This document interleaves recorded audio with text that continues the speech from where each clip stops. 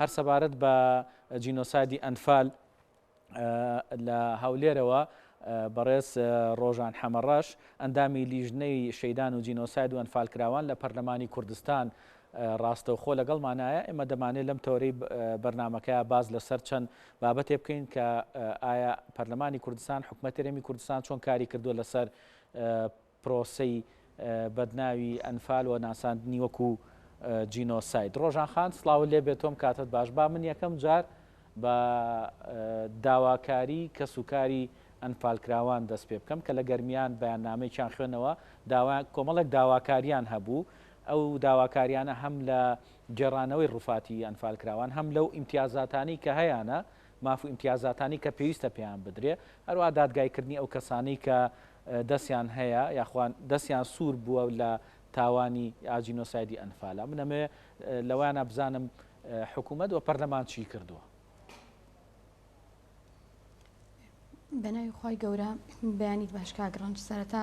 سەری ڕێز و نەوازش داوانوێنم بۆ سەررجەم قوربانیان و شەهیدانی ئەنفالکراوان سڵاو بۆ کەس و کارەکانیان. دیارە ئەوەی کە هەیە لە پەرلەمانی کوردستان و لە حکوومەتی هەرێمی کوردستان چی کردووە و پەیوەندی بە داواکاری کەسوکاری ئەنفالکراوانەوە هەیە. داواکاریەکان زیاتر ینی بە ئەوەی کە بەکردومانە و بە دوواداچوونمان کردو و لێمان وەرگرتون و چەندین سەردان و هەر لەگەڵ لیژنەیە و هەم بە شخصی کە کراوە و لەسەر ئاسی فراکسیۆنەکەمان زیاتر پەیوەندی بە داواکاری کەسوکاری ئەنفالکراوان پەیوەندی بە عەدالەی ئینتیقالیەوە هەیە کامە لە گەڕانەوەی دەکرێت لە گەڕانەوەی شکۆ بۆ قوربانی بێت. یەکەم خاڵ سزادانی ئەو تاوانبارانی کە لە دەستگای باڵای تاوانەکان داواکراون و تا ئێستا نەچوونەتە بەردەم دادگا جگە لەو هەش تاوانبارە سەرەکیەی کە حکم دراون 423 تۆمەتباری تر هەیە تا ئێستا دەستگیر نەکراون و فەرمانی دەستگیرکردنیان هەیە. خاڵێکی یەکێکی تر لەو پرەنسیپانە قەرەبووکردنەوەی کەسوکارەکانیانەوە قەرەبووکردنەوەی مادی و قەرەبووکردنەوەی معنەویە و ئەوەی کە پەیوەندی بە مادەکانی دەستوری عێراقەوە هەیە. و خاڵێکی کە لەوانە کە ئێمە ئەوەمان کردووە کە چاکسازی یعنی چاکسازی کارگێڕی دەوائیر هەبێت کە بۆ مؤسساتی حکومی هەبێت کە بۆ ئەوەی دڵنیایی بداتە کەسوکاری ئەنفالکراوان کە ئەمانە قەرەبووە کرێنەوە کە ئەمانە زیاترین ماف و ئیمتیازاتەکانیان پێشکەشەکرێت و لە چوارچێوەی ئەو یاسایانەیە کە هەیە. ئەوەی کە ئەمڕۆ دەیبینین هەر ئەمڕۆ نەمان بینیوە لە داواکاری کەسوکاری ئەنفالکراوان چەندین ساڵە ئێمەم داواکاریانە داوایەکەن لە حکوومەتی هەرێمی کوردستان و ئەوەی لە پەرلەمانی کوردستان کراوە لە ساڵی 2021دا لەم خولی پەرلەمانە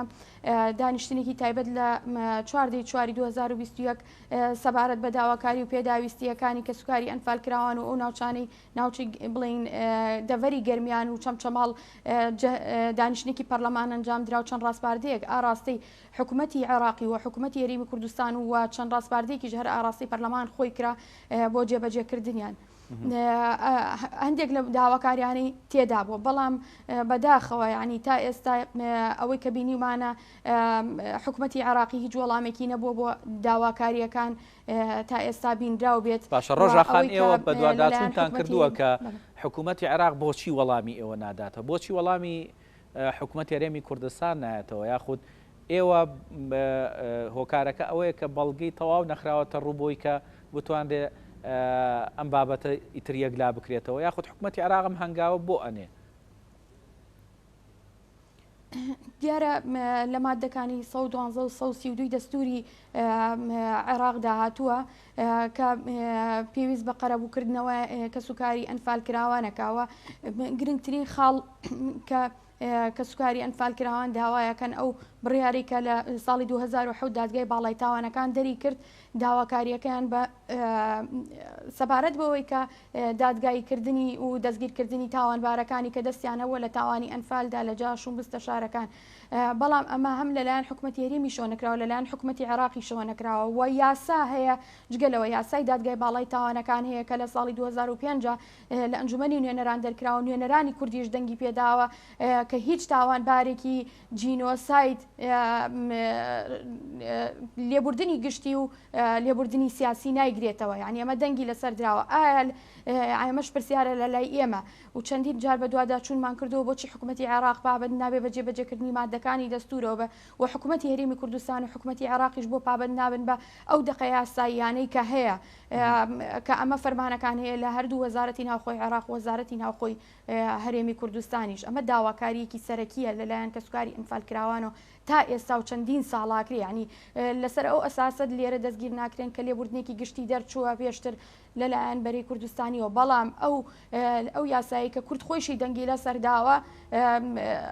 ڕەتی ئەکاتەوە هەر لێبوردنێکی گشتی بێ لێبوردنی سیاسی بێکە تاوانبارانی جینۆساید ناگرێتوانەی دەستیانە تاوانی جینۆساید دابووە نایانگرێتەوە. بەڵێ سەبارەت بە ماف و ئیمتیازاتەکانی کەسوکاری ئەنفالکراوان بێگومان سنوورێکی زۆری گەرمیان و ئەوانەی کە پرۆسی ئەنفالیان تێدا ئەنجام دراوە تا ئێستاش ئەوانەی کە کەسوکاری ئەنفالکراون ئاماژە بۆ دەکەن کە خزمەت گوزاریەکان ئەوانەی کە مافی ئەوانە تا ئێستا بۆیان دابین نەکراوە بەو شێوەی کە یعنی خواستی دڵی ئەوانە. ئێوە چیتان کردووە لە پەرلەمانی کوردستان یاخود هەنگاوتان چییە بۆی کە چیتر ئەم بابەتە ئەو دوانەخرێ، ینی بابەتێک کە پێیوەستە بە خزمەت گوزاری یاخود پێیوەستە بە مافی کەسوکاری ئەنفالکراوان پێویستە ئەوان ئەڵێن پێویستە بە زووترین کات بۆمان جێبەجێ بکرێت.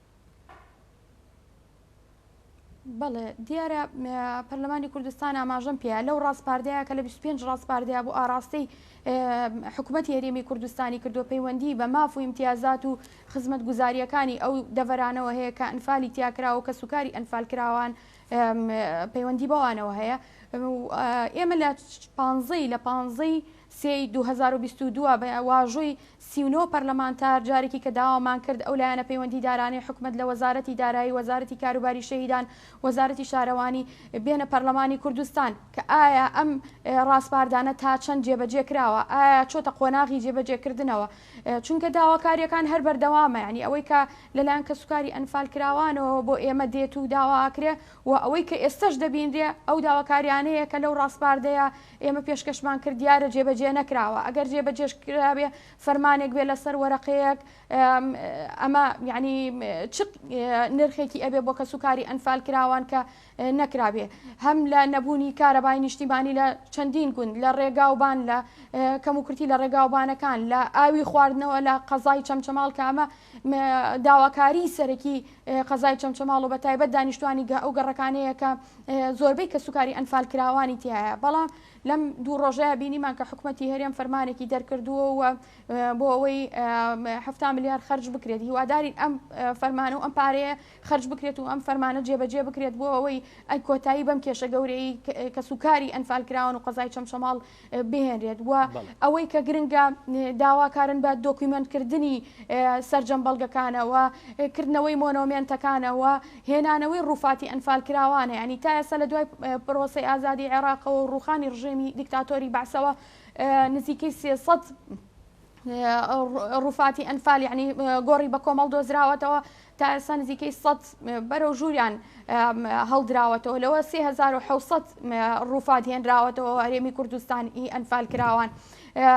تا ئێستا 3 ساڵە 171 ڕووفاتی ئەنفالکراوان لە بەغدایە لە پزیشکی دادوەری بەغدایە نەهێنراوەتەوە، یعنی بیان و چییە بۆ ئەوەی کە ئەم کارانە ناکرێت. ئێوە پەرلەمانتارن بە دوواداچوونتان کردبێ بۆ ئەم بابەتە، بۆچی ئەم بابەتە دوا ئەخرێ، بۆچی تەخیرە بێت؟ چونکە بەڕاستی کەسوکاری ئەنفالکراوان یەکێک لە داواکارێ سەرەکیەکانیان ئەوەیە کە چارەنووسی کەسوکارەکانی خۆیان کە لە پرۆسی ئەنفالا شەهید بوون دیاری بکرێت، چونکە وەکو پێشتریش ئاماژەم پێکرد هەندێکیان تەمەنیان هەڵکشاوە، لەوانەیە خوا نەخواستە ڕۆژێ لە ڕۆژان نەتوانن ئەو چارەنووسە ببینن. بەڵێ ینی ئێمە بە دووادا چوونمان زۆر کردووە، هەموو کۆبوونەوەیەکی لیژنە لەگەڵ وەزارەتی شەهیدان لەگەڵ لایەنە پەیوەندیدارەکانی حکوومەت داوا هەموو دانیشتێکی پەرلەمان کە تایبەت بوو بێ بە و پرسانەی ئەمە قسەمان لەسەر ئەم بابەتە کردووە و پرسیارمان ئاراستە کردوون نزیک یعنی بۆ ماوەی ئەو 3 ساڵی پێشوو بە بۆنەی بیانووی کۆرۆناوە نەهێنرانەوە کە چەندین کۆبوونەوەی گەورە و گردبوونەوە کرا لە هەرێمی کوردستانە ئەم هێنانەوەی ڕووفاتەکان لە فەزایەکی کراوە ئایا یعنی ئەمە تەسیری هەبوو بۆ کاریگەری کۆرۆنای تا ئێستا هەر لەسەرەوە بڕیار بوو لەم ساڵدا بهێنرێنەوە و لیژنێکیش پێگەێنرا لەلایەن وەزارەتەوە ئاخر بە دوواداچوون کە ئێمە کردمان کە دەبوو لەم مانگی چوارەیە و لە یادی ئەم تاوانەیە بیان هێننەوە بەڵام تا ئێستا ینی نەهێنراونەتەوە نازانین ئاخیر بیانویان چییە حکوومەت و ئەوانەی لایەنە پەیوەندیدارەکان ئەخیر بیانویان چییە ئێمە لە مانگی سێ دانیشتنمان لەگەڵا کردوون کۆبوونەوەمان لەگەڵا کردوون ئەوان بڕیار بووە کە ئەم مانگی چوارە ڕووفاتەکان بهێننەوە یعنی ئەمە داوایەکی سەرەکی کە سوکارەکانیانەوە لەگەڵ ئەوەشدا پشکنینی دێنئیان بۆ بکرێت یعنی ئەمە تا ئێستا پشکنین نەکراوە هەم تەنیا سامپڵ وەرگیراوە لەو ڕووفاتانەی کە هێنراونەتەوە و پارێزراوە لە پزیشکی دادگەری لە دادوەری لە بەغدا بەڵام هەنگاوێکی ترکە گرنگە برندێت ئەو هەنگاوەیە کە سامپڵی خوێن لە کە سوکاری ئەنفال کراوە ینی ئێمە بینین ڕۆژانە چەندین کە سوکاری ئەنفال کرا و کۆچی دوایی یەکەن و تا ئێستا نازانن کامە کە سوکارەکانی ئەوانە کە ئەنفال کراون ئەوانە هەمووی داواکاریە و تا ئێستا حکوومەتی هەرێم هەنگاوی جددی بۆ نەناوە باشە ڕۆژان خاباب دوا پرسیار لە بەڕێز بکەم لە پەرلەمانی کوردستان ماوەیەک لەمەوە پێش ئێوە لیژنەیەکتان لە لیژنەکەی خۆتان کۆمەڵێک پەرلەمانتار سەردانی وڵاتانی ئەوروپاتان کرد بۆی کە کەیسی ئەنفال بە جینۆساید یاخود جینۆساید دیگەلی کورد بناسێندێ لەم بابەتەیە ئێوە چیتان کرد ئەگەر بکرێ بە کورتی وەڵام بیتەوە بەڵێ دیارە بەشێک لە ئەندامانی لیژنەی شەهیدان و جینۆساید و زیندانیانی سیاسی سەردانی چەند وڵاتێکیان کرد هەر سەبارەت بە تاوانەکانی ئەو تاوانانی کە بە جینۆساید ناسێنراون لەلایەن پەرلەمانی کوردستان لیان لەلایەن ئەنجومەنی نوێنەرانی عێراقەوە بۆی لەسەر ئاستی دەوڵەتانی تریش بە